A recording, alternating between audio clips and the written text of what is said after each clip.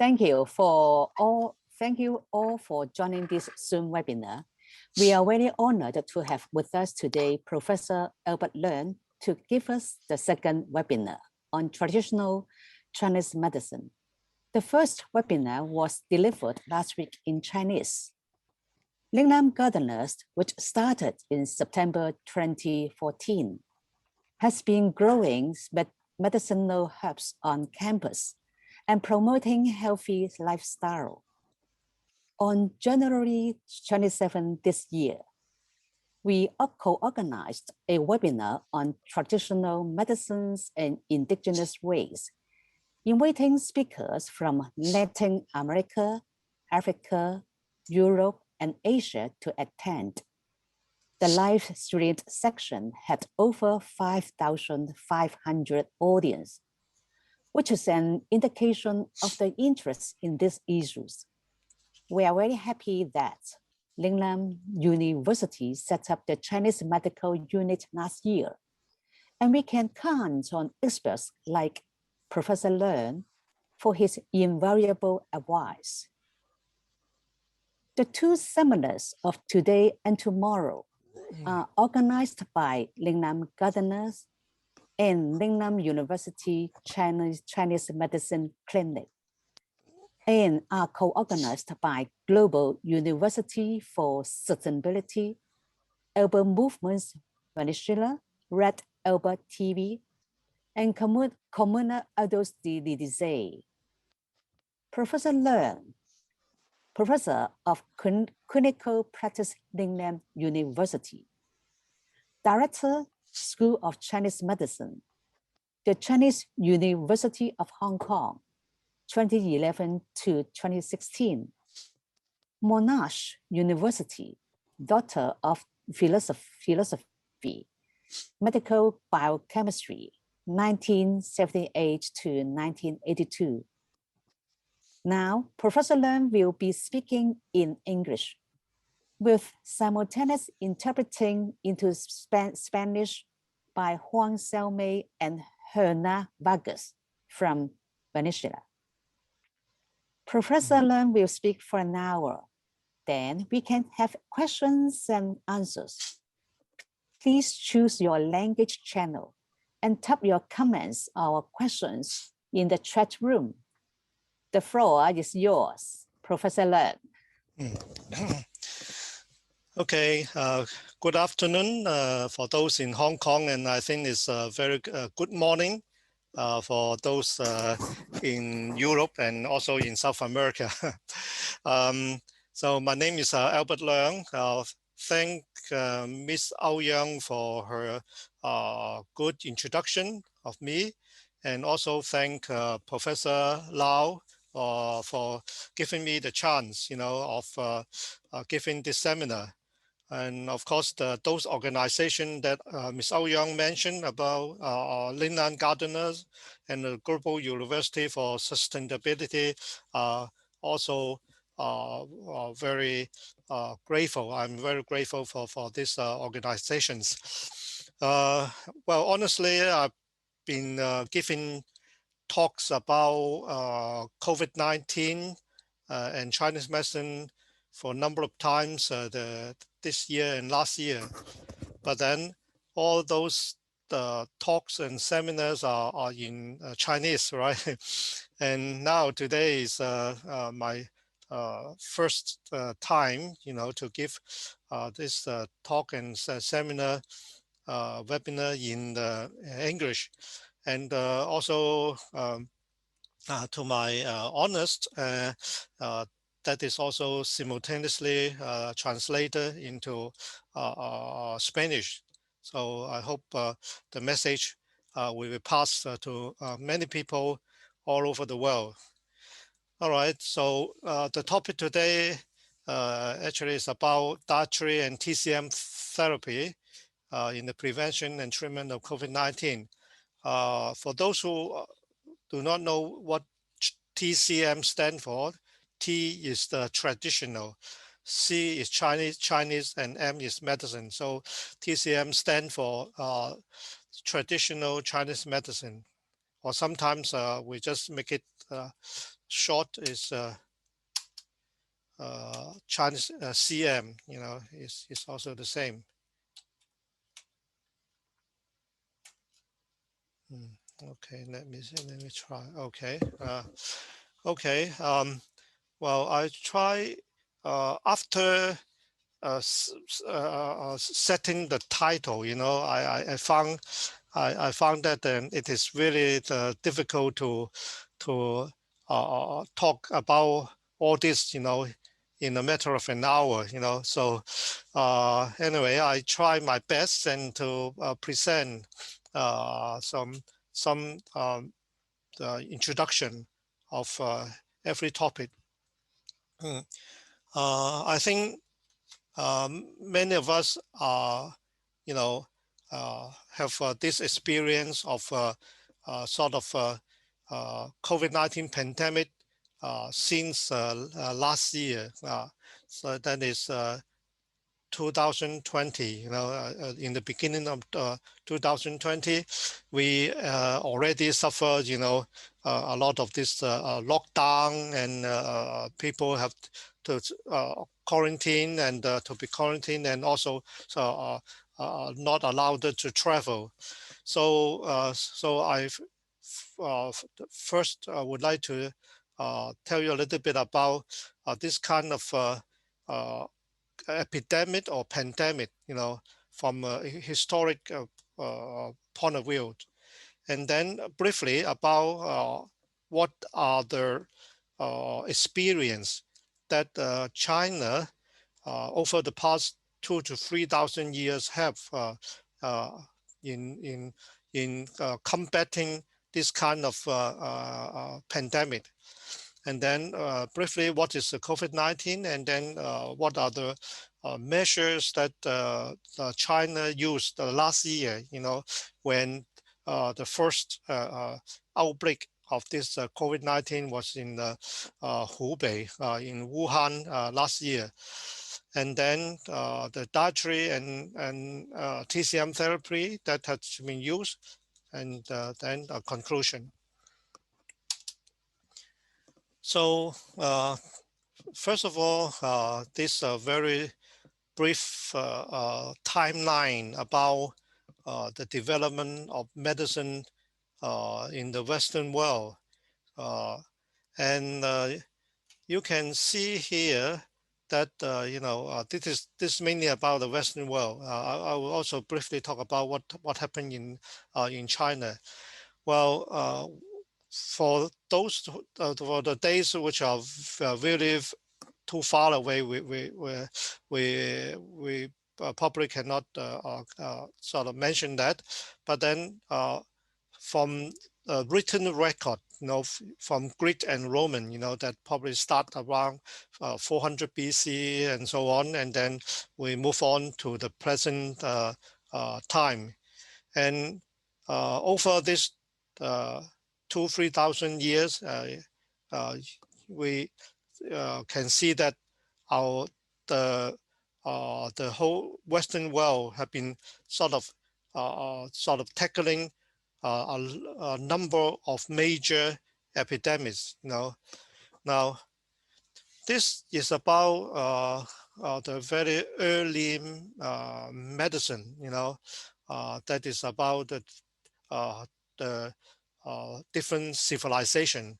Of course, if you remember your history, the Egyptian civilization is one of the earliest, and also the Mesopotamia civilization, now in the Middle East area, is also one of the earliest in the development, of the culture, and that is followed by the Indian civilization, and then the Chinese civilization. And as for both North and South America, they come a little bit later, probably starting at around 600 BC. So these are some of the places with this kind of civilization development, and of course that is sort of go hand in hand with this medical development. So this picture goes right down to about 1000 AD, 1000 AD. So actually it is around 1000 years from 500 to 1500 year AD in Europe.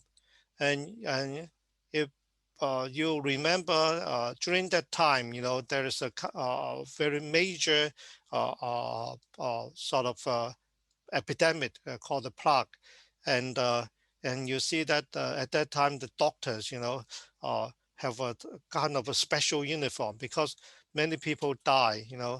You can see there's a picture of London, the street of London during that time when this plague pandemic, happening,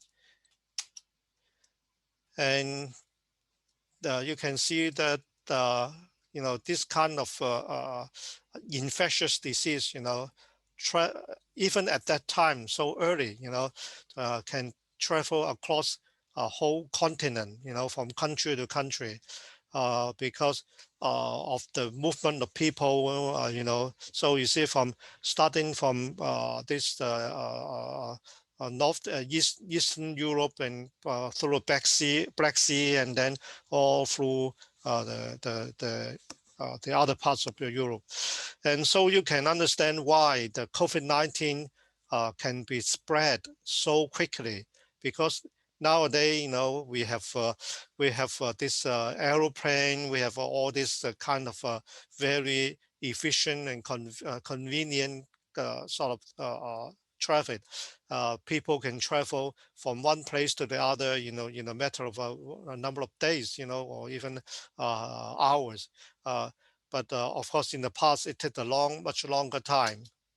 And this is another picture of the scene, when people suffer from this kind of very serious infectious disease, and many people die. So this is a very touching oil painting, which is called the triumphant of death.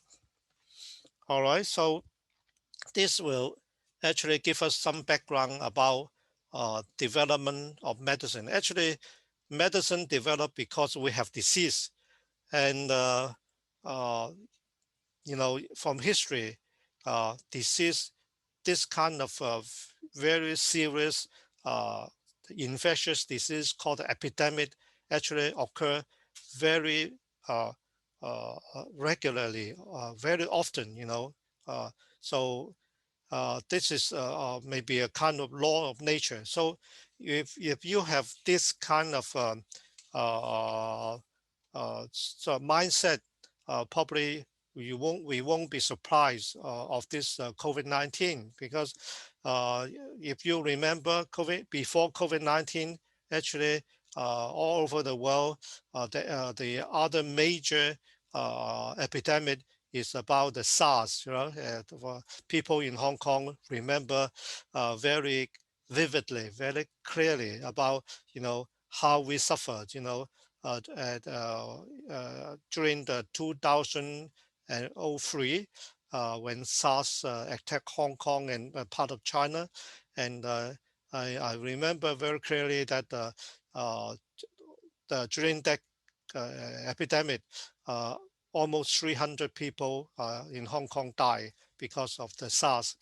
And luckily, SARS was very short-lived. It only occurred at around 6 months or so, and then it's gone.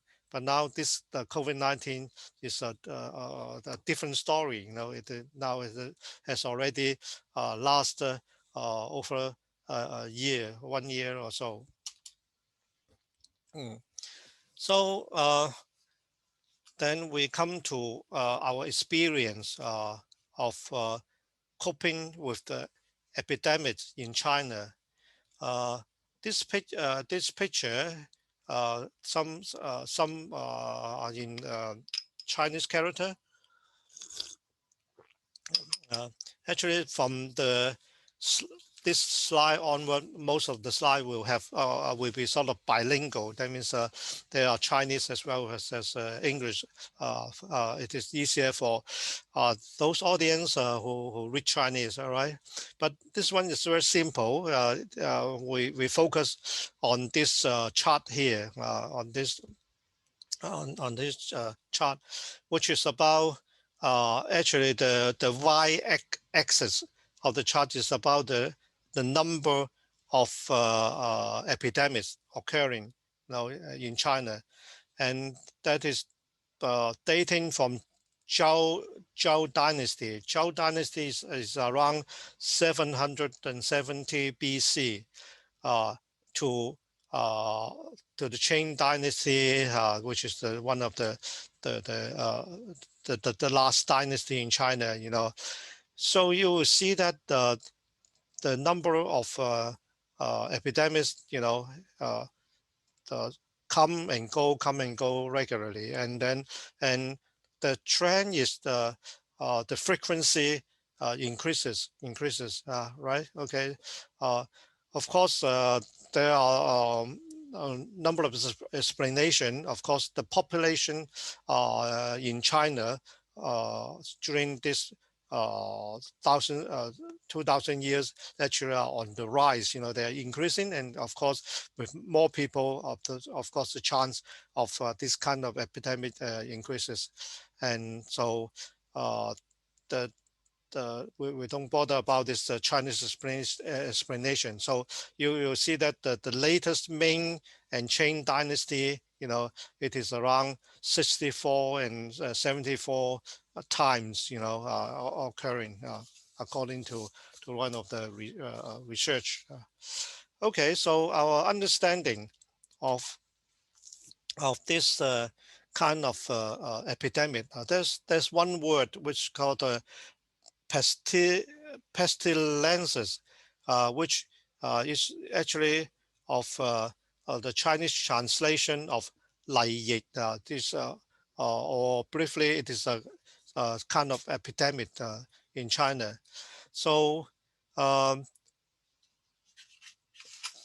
from the explanation here, we can see that from this, there's a book in Chinese, we read it as 中國疫病史鑑, Chinese epidemic history.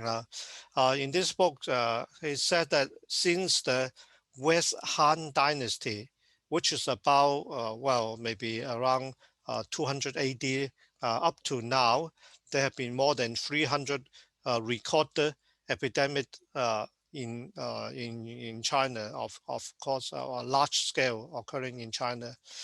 And in one of the earliest books, which in Chinese is called 黄帝内经, or we can translate it as the medical classic, the medical classic of Yellow Emperor. Okay, already have some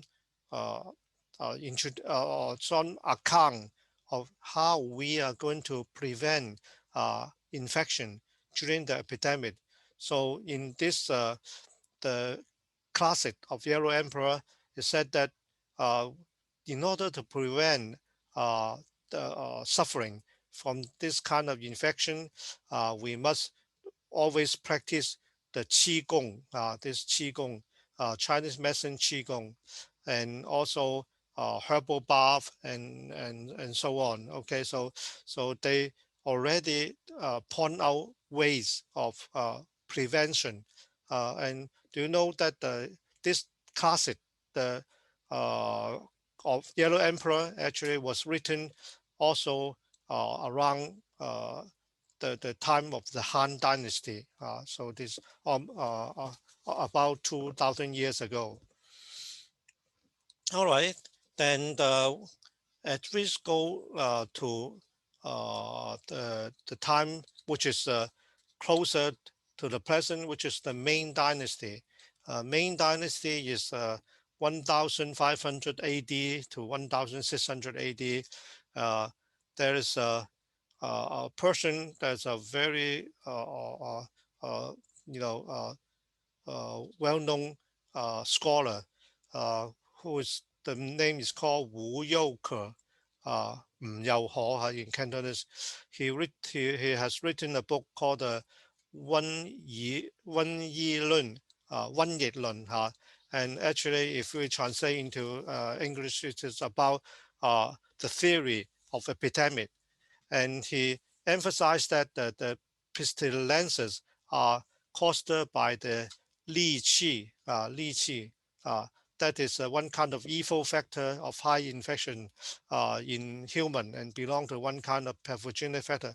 Of course, at that time, that is almost 500 years ago, they have no knowledge about bacteria, not to say virus, but they, from them clinical knowledge, they know that patients suffering from this kind of infectious disease must have some kind of very strong pathogenic factor, to otherwise there won't be so many people, suffering the same disease, all at the same time.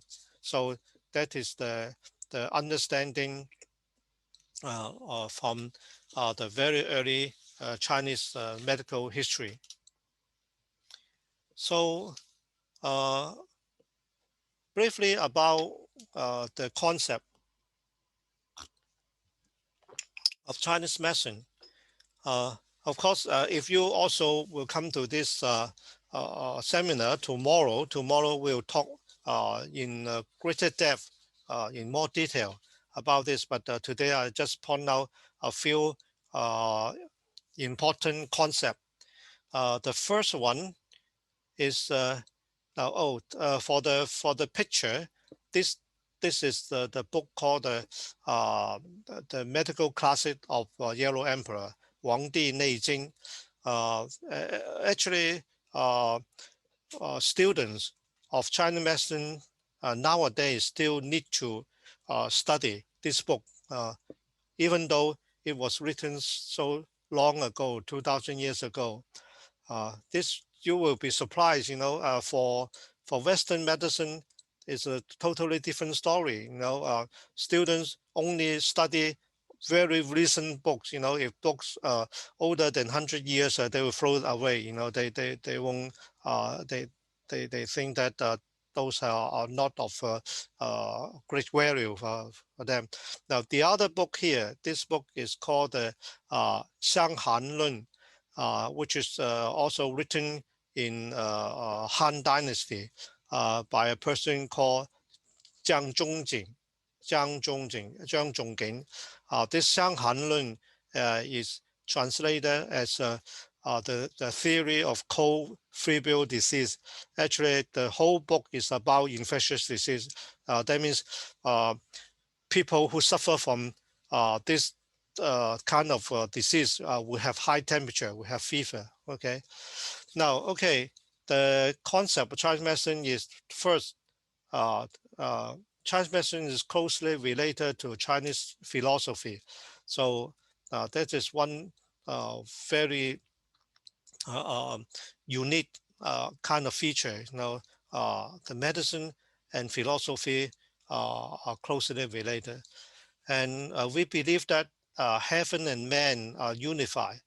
In Chinese, we call 天人合一. That means so man should not be separated from heaven. Heaven here means the universe, referring to the earth, referring to the sky, and so on. And we believe in the theory of yin yang, and then to be healthy, we must have a balance of yin and yang. And then there's one concept of 5 phases, which sometimes is also translated as 5 elements. In Chinese called Wu Xin, interaction of 5 phases. If we take a look of this picture here, this picture is actually a very simple description of the 5 phases. This one is wood, this one is fire, and this one is earth, and this one is metal, and this one is water. and then our 5 organs will be placed in one of the phase or element. So the liver will belong, liver belongs to the wood, and the heart belongs to the fire, and then the spleen belongs to earth, and the lung belong to the metal, and the kidney belong to the water. So this kind of association, so we link up our body as well as the universe, because it's also the 5 phases will link up the 4 seasons and so on.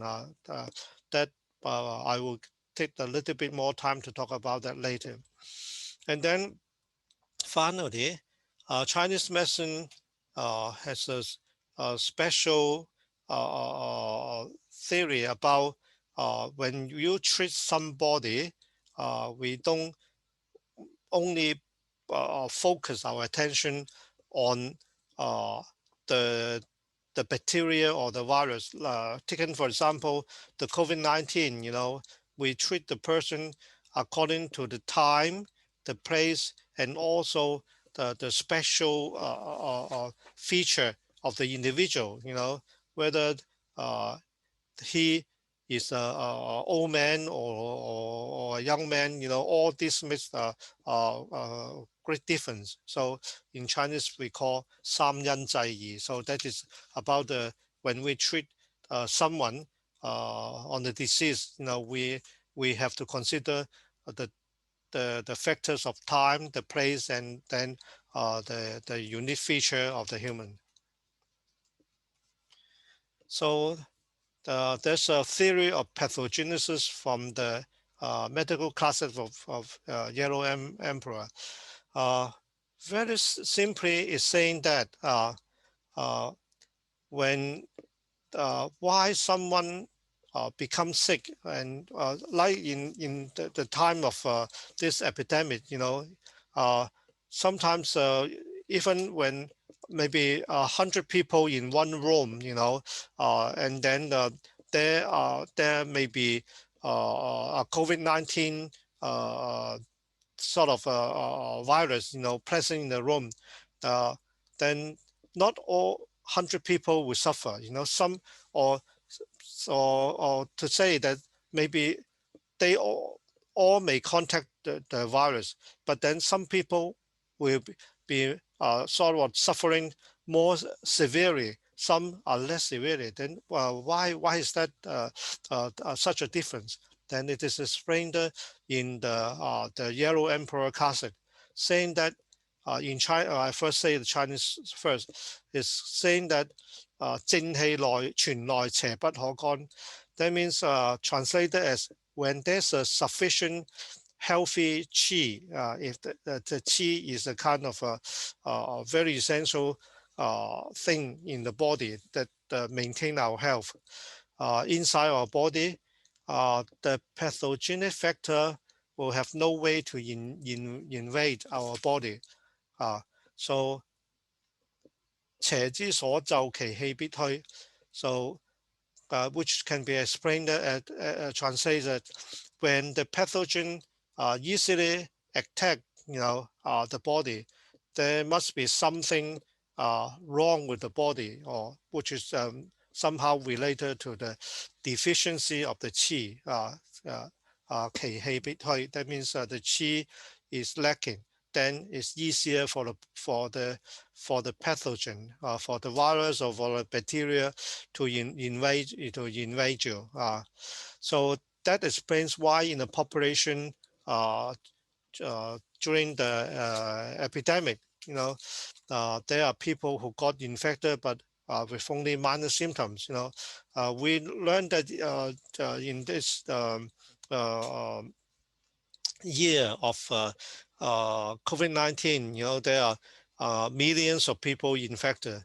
Some of them actually without treatment, they sort of become sort of healed, by himself or herself. It is because the explanation is that they have this kind of strong qi in the body, which can be explained as defensive qi.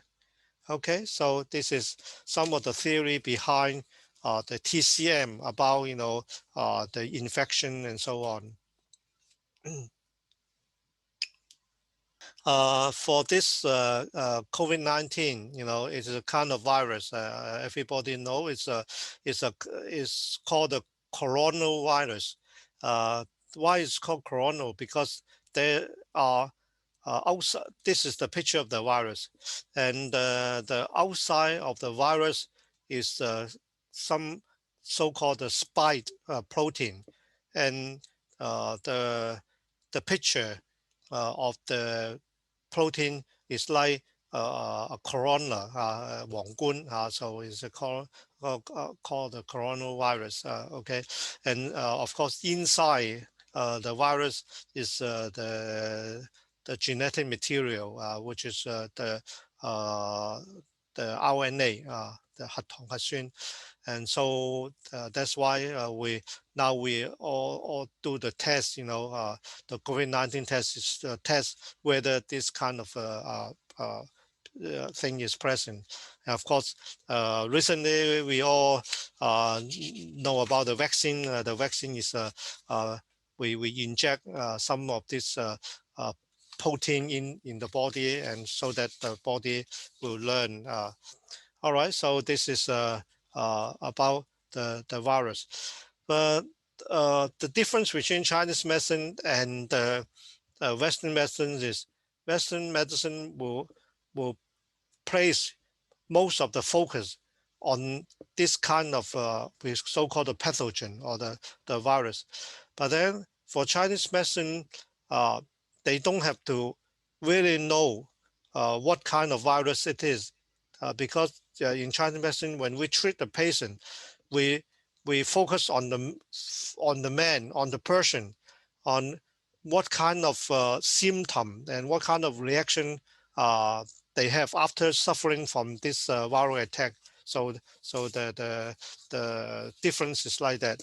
So similarly, in 2003, when there's a SARS epidemic at that time, so I remember at that time the scientists spent a long time to map this kind of RNA sequence, because at that time that was earlier, some 17 years ago, and the technique is not so good, and they took a long time before they can sequence this RNA. Nowadays, the COVID-19 is very quick. In Wuhan, they actually, in a matter of a few weeks, they already sequenced the whole RNA, and then we know what it is. Anyway, so this is the disease. So now, treatment of this COVID-19 by Chinese medicine. So what are the theory behind the treatment now? So very briefly, I will tell you about in TCM, we focus on this syndrome differentiation. In Chinese, we call 辨證論治, which is trying to differentiate different patients with different symptoms after they suffer from the disease. So the development of epidemic in different time, place, and races are different.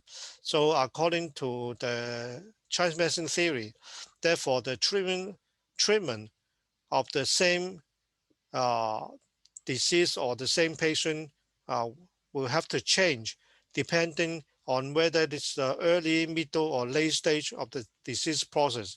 So we the Chinese medicine treatment method is a kind of a moving, technique, because the disease is changing.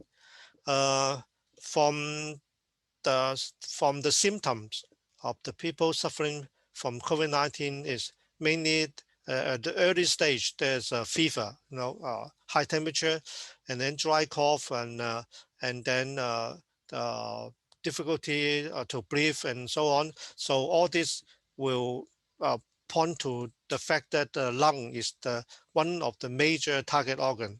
But some people also have diarrhea and also have sort of change in the taste and so on. That means the stomach. Now this GI tract means the stomach and the intestine tract may be also be associated with this kind of change.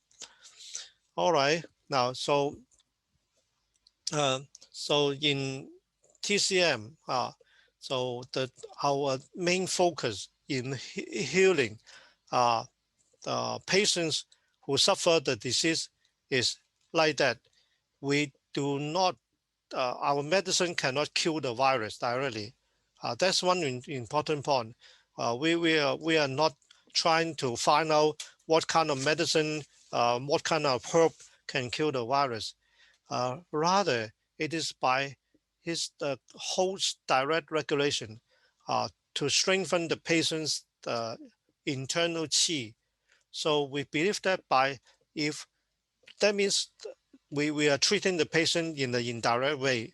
But that means we try to help the patient to kill the virus by themselves instead of you use your herb, your medicine to kill the virus.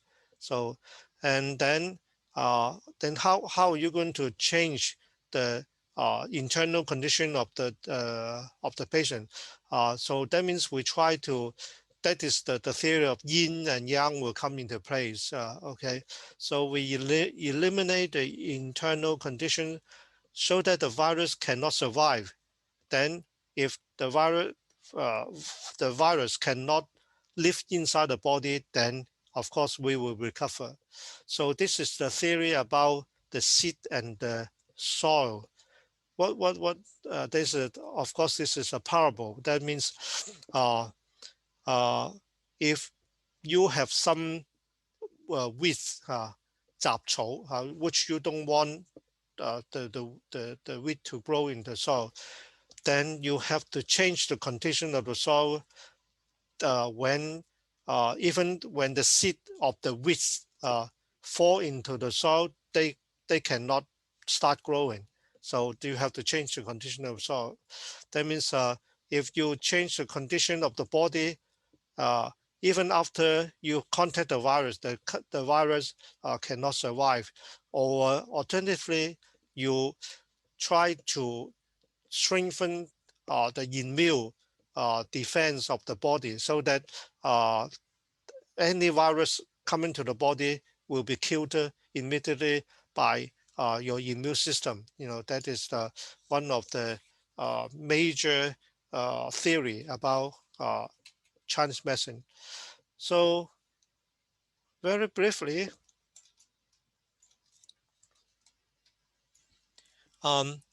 then we talk very briefly about what happened last year, in March 2020, when there's a very major outbreak in Hubei province in Wuhan.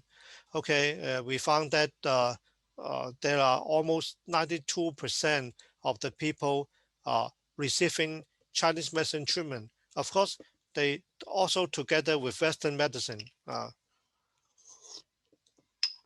But probably we know that up to this point of time, for treating viral disease, Western medicine is not, they have no special medicine which can really kill virus directly. Okay, only there are some kind of medicine that have to stop the viral replication in the early stage. Okay, so that means in the whole China, almost 92% of the patients receive the TCM treatment in the course of the disease.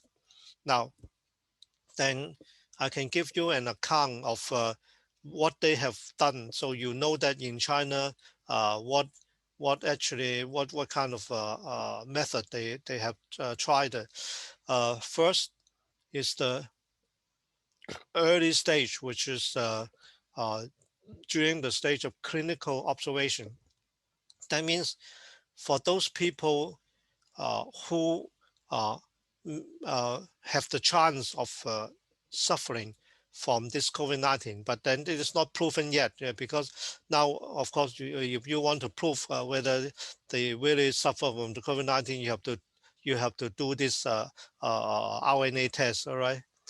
Okay, that is before the RNA test. So for people who have this kind of GI, which means gastrointestinal discomfort, and also very tired, they may have a diarrhea or even vomiting, then one very popular formula, which in Chinese is called 佛香正气丸, and this is it can be in the form of pill, in the form of granules, or in the form of drink. Drink is watery drinks, so that is a kind of a formula that we commonly use when we suffer from this kind of diarrhea or the stomach discomfort. All right, so this is. But for some people who are also at the early stage of the clinical observation, but then the presentation is different. What are the presentation? They have a very high fever, at the same time is tired, and maybe they have a the tongue, the color of the tongue, because in Chinese medicine we observe the tongue coating. The tongue coating is yellowish in color, then we know that there's a kind of hot heat already present in the body. Then they will use different type of herbal formulae. So in last year, in the Hubei province, these two are the most popular type. One is called the Jinhua Qinggan. This is a powder. So actually, Jinhua is called the Jingyinhua, which is called the Lancifera japonica. This kind main, and of course there are other ingredients. And another formula is Lanhua Qingwen capsule or powder. All right. So these are the two most commonly used. Also, there's already a very simple differentiation whether the previous one is wet, sub in Cantonese inside, but then for this one is a high temperature and also yellow coating of the tongue and so on. That means the heat is more severe. All right. Chinese medicine is used in the very early stage of disease. Okay, so there's some record. 102 patients in the Wuhan city was treated by the Jinhua Qinggan. Of those 102 patients, only 11, around 12% had deterioration of disease, and in most cases, the high temperature will subside after 1.5 days. So that means for this group of people, the treatment mainly by the Chinese medicine seems to be quite effective. All right, and now then we go to another group of patients. This group of patients is confirmed the COVID-19 case. That means they have already done the test, of the RNA and confirmed they have they are infected by the COVID-19. And then what kind of medicine are used? Then for this group of patients, they use another formula, which is called 清肺排毒 decoction. That means a soup, a soup of this is a new formula generated by the specialists during the last year, the early last year after the outbreak of the COVID-19 in Wuhan. Okay, the original of this this decoction or the formula is from Jiang Zhongjing, that as I mentioned around 200 AD, who wrote the book of Shanghan Zabing Len. In the formula, there are altogether 21 herbal ingredients, and they can be used to treat mild, medium, and serious cases. And it has been proven that by this formula, the fever, the cough, and other symptoms of the confirmed cases or the confirmed patient are reduced markedly, after taking that. In fact, for those who are interested, you can Google search the 清肺排毒汤 in Google, and then there are some paper already coming out. They have submitted some scientific paper. So there is another formula used in a different province, also in the confirmed cases. And briefly, they use this 化湿排毒方. This is another formula.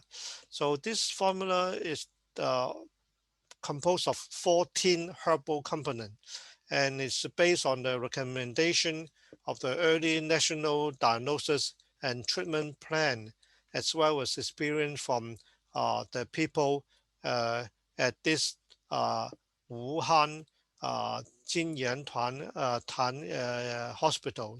So the doctors at that hospital, they developed this 华湿排毒 formula.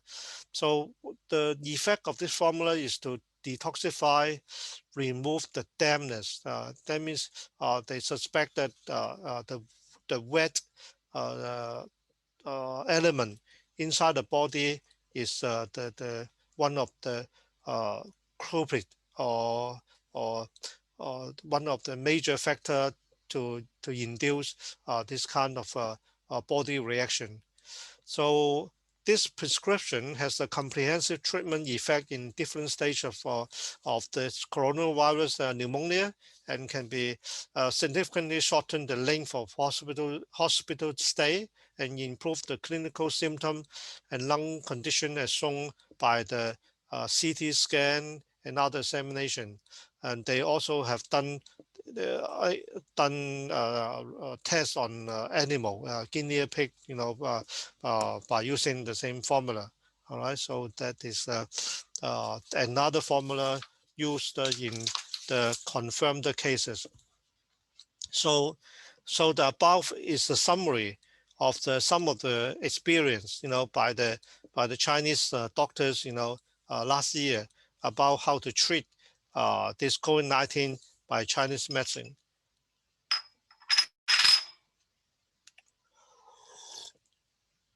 All right, so how to prevent the disease, So we believe that by preserve our health, then we can prevent. So just like this picture here, this is the center is the COVID-19, but then we try to balance our body, the yin yang. We may use massage or acupuncture, and may use herb, and then use exercise. All this will try to ways to strengthen the body, and at the end result is to preserve our immune system, and then we try to reduce the chance of getting the disease. Below are some of the suggestions. For example, massaging the acupoint. We believe there are over 360 acupoints in the body, and then some of the points can strengthen our qi, this defensive qi in the body. And so massage the acupoint regularly will increase the defensive qi, and it's a simple way to prevent the COVID-19. Of course, it's also important that we have to keep, if you see the picture here, especially in winter time, if we keep our neck warm, and then preserve also our airway so that the lung qi will not be suffering from cold is also one of the important factors. There's one simple acupoint that I would like to introduce, and this probably some of you have already heard. It is the name of the point is called the 竹山里, 竹山里, 竹山里. And the 竹山里 point is in the outer side of both legs, and then you can see from this picture here. Now I will not go into the detail, but then this point is one of the major point in the stomach channel of the food yang ming. We call the 足陽明胃經, okay, it's especially good for the stomach, for our digestive system. So because one of this COVID-19, is the attacking also our digestive system. So to strengthen our this kind of acupoint will also be beneficial to our body and also prevent this COVID-19. Now, in early time, there are people saying that this one of the herb called the 板蓝根 is the root of the one of the plant. Can it be used to prevent this COVID-19? Now, first of all, we try to know what kind of herb is this 板蓝根. 板蓝根 is the root of a plant called the Isetis tinctoria, this kind of plant. The nature in Chinese called 性味, is bitter and cold, and the function is clearing the heat and also to cool the blood, and also may have the so-called 解毒, the detoxify or detoxification. So if you can read the Chinese in this package, is 清热解毒凉血利咽. So it is a cold type of medicine. So if really the patient suffering from COVID-19 is the hot type of presentation, then to use 板蓝根 would be useful. But then not all of them are belonging to this type. Then so we have to be careful, so not all people will be helped by this kind of herbal medicine. So that's the explanation. Because it's bitter and cold nature, people with cold type of health or the spleen, stomach weak type should not take the 板蓝根. So it's not. So the point to tell you is that Chinese medicine is different from Western medicine. Western medicine will be the medicine can kill virus, then so they don't bother what kind of body nature body you have, then they just give the same medicine to everybody. But then the Chinese medicine, we need to do a kind of differentiation. So dietary principle, that means some would believe that depending on the weather, on the condition of the environment and so on, there are food that we need to take more, and there are food that we want to avoid. Okay, so that is in the Chinese called 飲食宜記. There's some are good to the body, we can take more, and some are not good to the body, we have to avoid. So for the COVID-19, of course, the first point is to strengthen the lung. Okay, the lung is the one of the target organ, you know, if the virus comes to the body. So it depends on the weather. If the weather is dry, then we have to be careful because the lung can be harmed by dry weather, you know.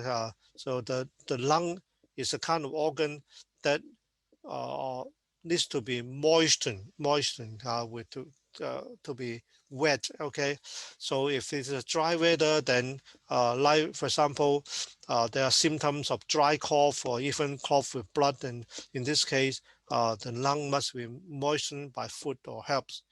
And below that, I will introduce some of the food, dietary food that is helpful to the lung.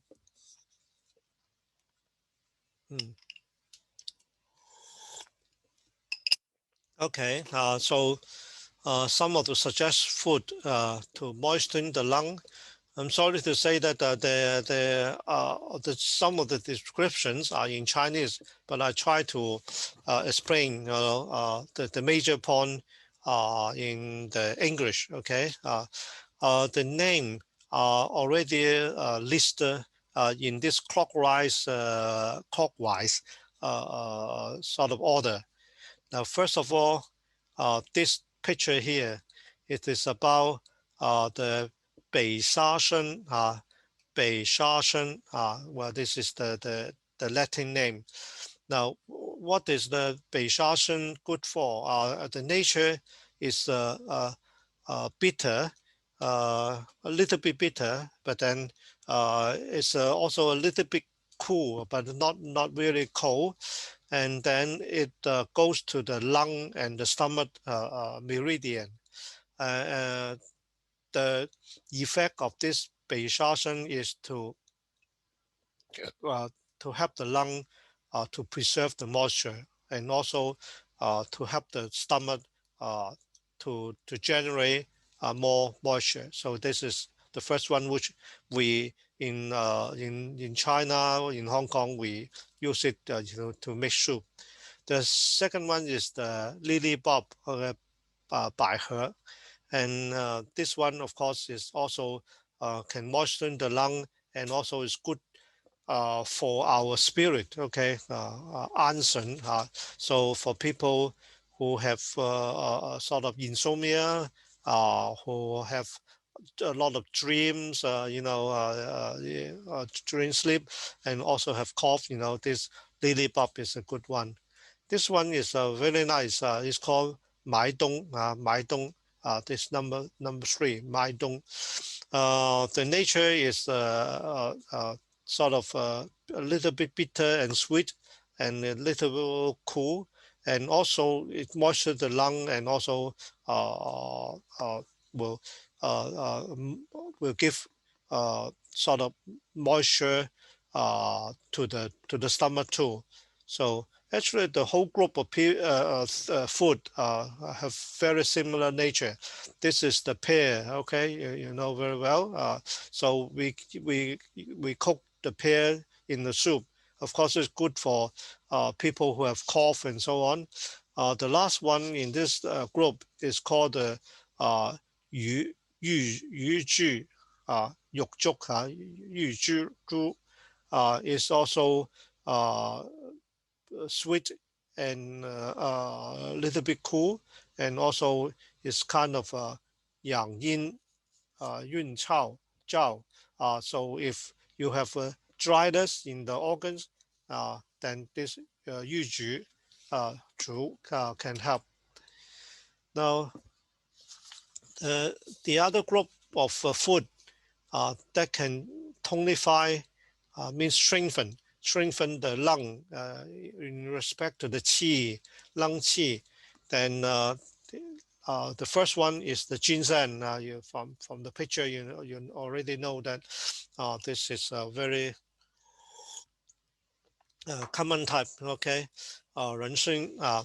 This 人参 is a bit warm in nature, and of course, it's one of the herb that can generate the qi of the body. So, in respect to the lung qi and the spring qi, all this, the ginseng can do a good work. This Huai Shan or called Shan Yao, Chinese yam. This we like to cook in the soup. This is particularly good for our spleen and stomach. Okay, and so it can sort of preserve the action of the spleen stomach. So this is besides it is quite good taste and also sweet in nature. The third one, so we describe that in this clockwise order. This Huang Qi, in English called the Radius astragali. This is in Chinese called Bu Qi, means to strengthen the qi of the body, which is good for people who lack of the strength of the lung qi and also sweat a lot. All this we can use this Huang Qi. This one is the Condonopus Dang Shen. This is sweet in nature. It also can strengthen the qi. Of course, it's compared to ginseng. This Dangsen, the Condonopus is not as good, as strong as the ginseng, but then it is it can direct the spleen and the lung meridian. So for people who are weak in this the middle qi, the lung qi and the spleen qi, then using this Dangshen is very good. Of course, besides the cost of this is less expensive as the ginseng. Now, the last two pictures actually are the same thing. So it is in Chinese called the or literally translated as 5-finger hair peach. So, or actually it's called a hairy fig. We use the root part of it is very, if you make it in the soup, it has some kind of coconut smell, and it's also similar to this Huang Qi. Can strengthen the qi, but then it also has this reducing the dampness of the body. Finally, must remember, besides the food, we have to practice this exercise. Like for example, the Tai Chi Chuan. This one is 把端紧八段錦 or is translates 8-section qigong. This cartoon is about the 8 different type of movement. So finally, it's a summary. Let me see. Now, this slide is already outdated. It was from last year, and the figures are already outdated. But of course, I just want to point out that the COVID-19 has a serious impact on economic development of all mankind. Okay, so it is a very severe pandemic. Like for example, stop most of the air transport, and the factory have to be closed. The schools are closed, and then many of the industry collapse and so on. Now, The summary also tells you that TCM has a rich clinical experience and a theoretical summary in the treatment of epidemics. So, like for example, this picture tells you in the SARS 203, 2009 is H1N1. This 2012 is MERS, and then 2019, is COVID-19. So you see almost about every 6 years, there's a kind of outbreak of infectious disease, so it is quite regular. And this is a picture showing a graph showing that the different kind of outbreak, in China in the past 2,000 years. Okay, these are the books that emphasize on the treatment of this kind of disease, which I will not detail here. All right. So, we will we hope that the Chinese medicine can be used, to help us to overcome all this disease. So first, of course, we have this experience from our ancestor over the past 2,000-3,000 years. So we must value, all this knowledge, and then also incorporated with the modern knowledge of this kind of transmission. Then we can we hope that one day we can overcome all this kind of pandemic, the COVID-19, and hope that life will be back to normal very soon. All right, so thank you. So I also, this is Gracia, this is the Spanish, and hope everybody are healthy. Oh, thank you. So that's the end of this the talk here. Thank you.